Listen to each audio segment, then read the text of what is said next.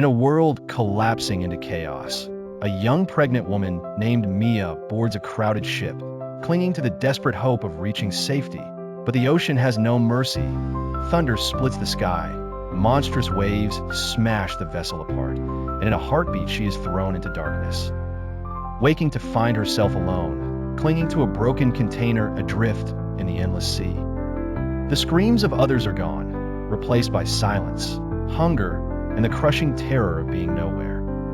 The sun scorches her by day, the freezing winds torment her by night, and every hour is a fight to stay alive as she whispers to the child inside her belly, begging for strength.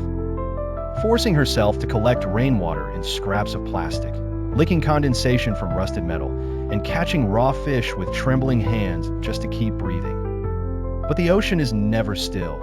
Shadows circle beneath her raft, dorsal fins cutting the surface, sharks ramming the container as if testing her resolve, their black eyes waiting for her to slip into weakness. And still she clings on, clutching her stomach, whispering, "Not yet, not now."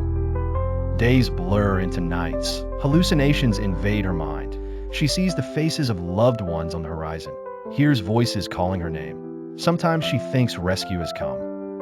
But every flash of light fades into nothing. Only waves, only silence, and fear that madness is swallowing her faster than the sea.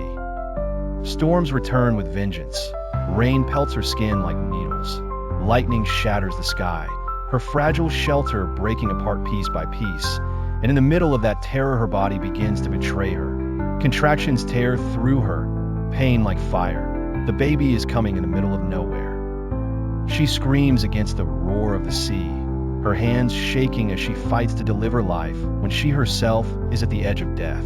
And after hours of agony, the silence breaks with the cry of a newborn. A sound so fragile, yet so powerful it pushes her heart to beat again, because now she is no longer surviving for herself, but for the tiny life in her arms. The ocean, however, shows no pity. Food grows scarcer, salt sores fester on her skin. The sharks return, storms circle back, and at times she stares into the horizon ready to surrender. But every time the baby stirs, every time she hears that cry, she finds the strength to fight one more wave, one more night, one more impossible battle. And just when death feels certain, when her voice is gone and her body is almost dust, she spots land, a faint shape rising from the mist, hope reborn in the distance.